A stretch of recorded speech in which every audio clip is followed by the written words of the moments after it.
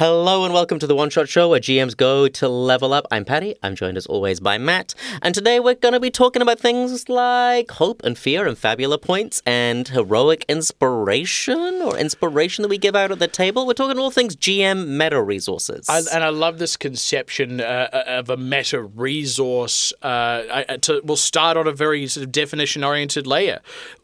Your resources, as both a player and a GM, are like the stuff immediately on your character sheet, right? It's your hit points. That's a resource. Your spells. That's a resource. The ammunition in your bow. That's a resource. The GM has ones as well. Your resources are a little more abstract. Your resources might be things like the sort of encounter budget, right? That's a resource that you're choosing to spend in certain ways as you were designing your encounters. There is another kind of resource that has started to emerge in more modern systems, and it is the meta resource. And I think it's really cool. And we're kind of wanting to talk about that. And then there is another layer beyond that as well, which is a kind of social meta currency. So just to give a basic idea of what we're talking about when we say meta resource, the one that you're probably most familiar with is inspiration from Dungeons & Dragons 5th edition. Pathfinder has a similar thing. Hero points is what they call them. So, these sort of spin-off systems from Dungeons & Dragons have very close analogs to heroic inspiration. Hey, you did a cool thing. You role-played well, etc., etc. Here's a resource. It's use it or lose it, and it can re-roll a dice. Yeah, and then other systems have them like more sort of like core baked in to like so Daggerheart is the big one with their hope and fear. Most of fear is your GM resource. You accumulate it, you use it to basically activate enemies, cause danger, and the player's actions cause you to accumulate it over time. So, and those are the two kinds that really exist. There's one that is essentially a social currency, right? That's what heroic inspiration is. It is meant to be there as a sort of carrot for playing well. It is a reward, right? Which I think is cool, but I also think unwittingly leads to a slightly degenerate form of gameplay, right? Heroic inspiration, like by codifying it helps remove some of that degeneracy because it's like, okay, you role-played well, here is your heroic inspiration. You've got that, that's it, right? Like that's all you're getting out of this. It's your reroll. It's very clear what it does, how it works. As soon as you go a step beyond that, we see this all the time, the sort of the very rule of coolly approach. It requires a really tight social contract because as soon as you go beyond the scope of the rules as written for the reward, like, hey, you role-played that really well, I'm going to say you don't need to make a roll here. As soon as you do that, if you don't know your players really well, there is a certain kind of player that hears, if I role play really well, I never need to roll dice. I remove all the uncertainty. It is the classic players will optimize the fun out of any game, right?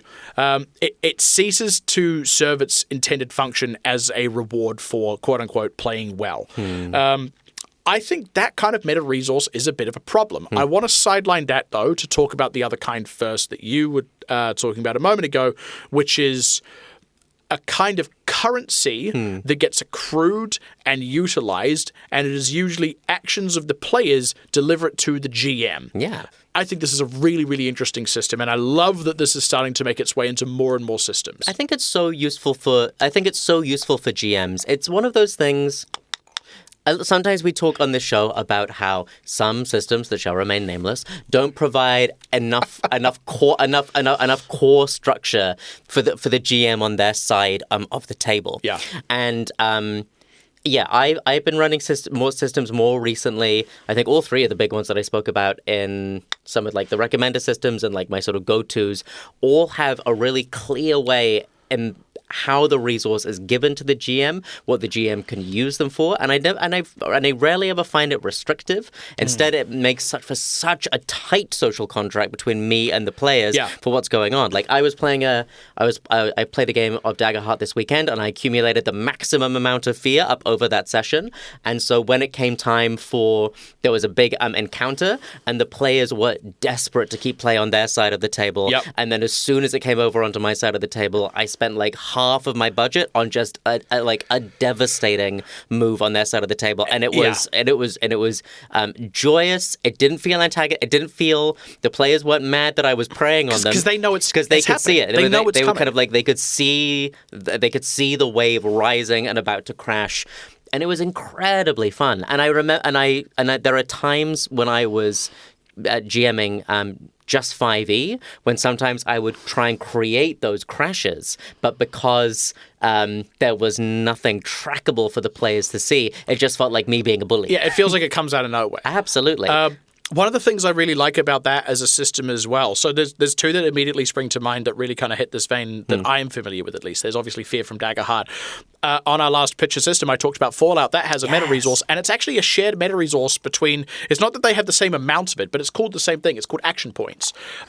When you get, as a player, additional successes above the threshold, you earn action points that you get to spend on your cool game-breaking meta stuff. So again, you don't need to role-play it out to be able to do your crazy cool thing. The game just lets you do it. You just have to spend as resource. And that resource is shared among the party.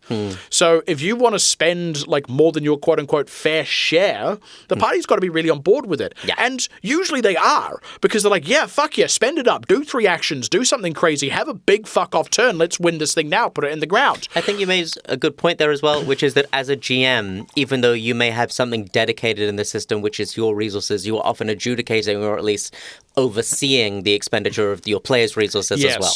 And being able to, a part of system mastery, part of my joy of system mastery as a GM is being able to really know what my players' resources are so that I can burn them or allow the time for them to grow or find inventive uses for them in my own design that mean that the players are constantly making interesting decisions with what's on that sheet. And that's the thing, because meta resources, unlike other sort of player resources, you start with this amount and you are slowly spending them.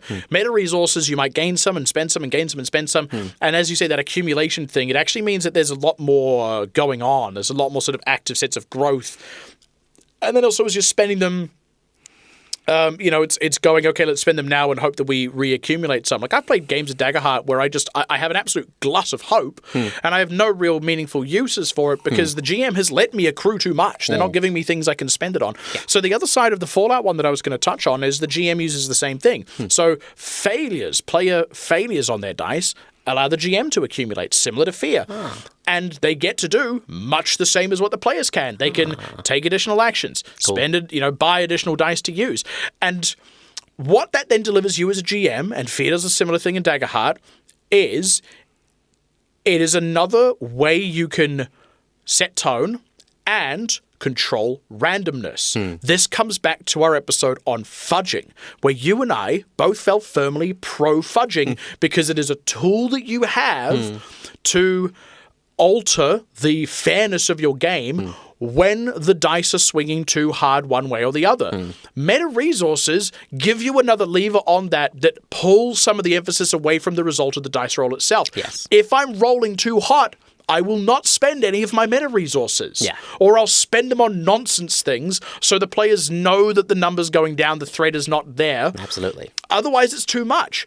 And to be honest, if things aren't going hot enough for me, I might just give myself some extra. Yeah. I might just do that. You can. It's another, when it comes to fudging those things, you can really... You can then ride the lightning on those resources. Saying I'm going to give myself an additional fear feels a lot better for the players than them finding out you fudged a result. Yeah.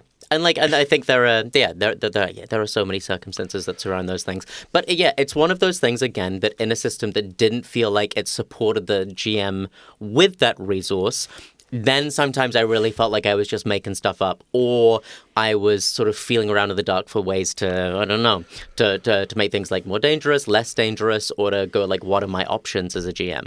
Yeah, really, really interesting. And I've loved playing these systems. Yeah. I know that there is a we were talking there's an OSR sensibility that is questioning what they do to the game. For me, I feel like I'm not playing less immersive or engaged less engaged tables because of these things. I'm playing a kind of game where what is immersive about it is emergent from a different part of the gameplay than what it is in OSR and more sort of old school oriented systems like Shadow Dark. And I guess that's the other side of this. So to go back to the other kind of metacurrency that we were talking about before, this is the non-codified social metacurrency. Yeah. And this is the one I actually have a real problem with. And one of the issues I have with it, I'll talk about a sort of parasocial thing before. This might come up again, actually, when we talk red flags for our next episode. Brendan Lee Mulligan catches a lot of flack for doing this sort of thing in his games. Now, I think he's totally within his right to do it for Critical Role and other games that he's running because, to be honest, those are for entertainment. But also, you talked at the beginning about like knowing the player that he does what for. And I watch him and go like, to give Taliesin the game that his wants and Sam the game that he wants and Matt the game that he wants. And the players know that that's what's going on as well, right? They're not fishing for it. They're trying to make a good show. They're trying to perform well because that... Not to be cynical, that makes a better product. Of course. Right? Like, go watch an actual play by, like, most other creators, and they suck, right? Like, they are creating a really high-tier product because all of the people involved are fantastic actors, rather than just five assholes around a table who have stuck a camera up, like what would happen if I tried to turn my home game into an actual play, right? They understand what's going on there. So what Brennan is doing isn't something you should take home as a lesson to go, well, I should reward roleplay that good with not having to make a roll for something. Because you risk teaching the wrong lesson. Even if it's a really high-trust table, they might go, oh, what the hell's this? Where's this coming from? Is this a new thing that you're doing now? How does this work? Can you explain this to me? Critical Role isn't your home game, right? As we often say, Critical Role is to your home game what porn is to sex. And I think more so CR4 than almost anything. Like, CR4 is not a home game of D&D. No, God, no. By any stretch of the imagination. Like, maybe you could talk about certain aspects of it, but I feel like more than any of the others, they are... striving for a production. Yeah. Maybe CR1, you would talk about that being more like a home game, but I struggle with home games that try and utilize some of these lessons, even if they're not taking them directly from Critical Role. These sort of really rule of cool, I've described them as yes and slop in the past, that kind of game. Like, I think it can work. For the right kind of table where, again, everyone knows they're playing a big, silly romp. As soon as there is meant to be any amount of self-seriousness or immersion, I think it starts to break down if you introduce too many of these meta-currency rewards, where it's like, you described you springing off that rock to get behind them so well that I'm just going to let you do that.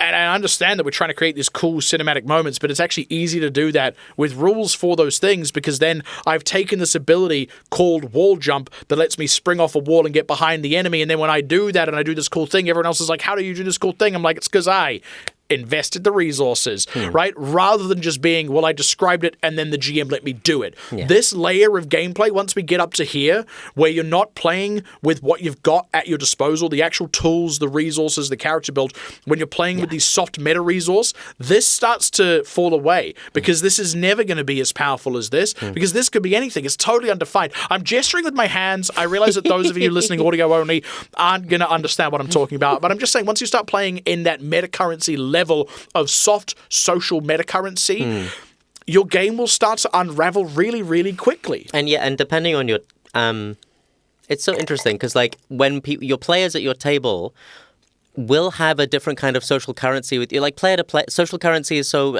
difficult to quantify. Yeah. So for example, in my... That's why I'd rather just put it in the fucking rule, but I'd rather put something that is quantifiable down. Yeah. Which is why, so I run big West Marchy games, and so I have to be really concrete with my systems, and I have to often be really concrete in my rulings for that very reason. It's because I have lots of people coming to the table, like those human beings have different relationships with each other. And so part of like the fun of that big open world game is kind of like we are all really on an equal footing to go forward. And on the other side of that, I've been a player in a game where I've gone just kind of like this GM is rewarding shenanigans from this player. Yeah. But then for me, the way that I'm playing, because I'm such a rulester, I often feel like I'm not getting the same out of this game absolutely, as what they and are. it's a strange. It feels like, especially if what's happening is like they are playing a character that can lean to that a little bit more. Like they're playing something that is a bit big and boisterous and silly, and you're playing a serious foil that is necessary for the party to work. Like you can't all be the clown, right? And then you as the foil kind of get nothing to work off. This is almost, goodness, we talked about this. We've been talking about providing for your players. Yes, and we were talking about character archetypes. And we haven't so much... We've talked about them in terms of class or indeed class fantasy. Or like what the build is intended to do. But I like this one. About personality. Like the clown and the foil is a great one because it's such a classic. They're so beautiful. You need the funny man, you need the straight man, and I love. Yeah, anyway. Lock it down. We got to do an episode on that. Do we have any final thoughts on this particular episode? I feel like we've covered off a lot, and I think we want to talk a bit more in a later episode about some of the dichotomies between the sort of OSR. Emergent play, the sorts of role play that become emergent from that, how the immersivity comes about versus how it comes about in more modern systems. There's a lot to unpack there. This has been a very narrow piece of it where we talk specifically about meta resources. Yeah. I'm all for them. Yeah. Sound out in the comments as well if there are other ways or other systems that you know about that like use things in like different ways to the pool that like Matt and I are bringing to it. Always really, really curious to learn more about them because I also feel like once you know one of these resources and systems, you can then adapt and then you can find a way to bring it into another game. You immediately see how it could apply to other systems that you maybe want to run or are running. Yeah. Unless they're 5th edition, because it just can't fucking take it. And that's the one-shot show. We'll see you in the next one. Thank you very much. Hello, dear listener. If you're enjoying listening to the One Shot Show, we'd love to have you on a Discord server. Get in touch with us over our socials or email, and we'll give you an invite link. If you back us on Patreon, you'll get some additional stuff in that Discord server, such as contributing questions to our live monthly Q&A sessions where we go over last month's episodes. If you back us on Patreon, you'll also get access to a whole bunch of other stuff, such as bonus episodes and all sorts of other cool things. Go ahead and check it out, and thanks for listening.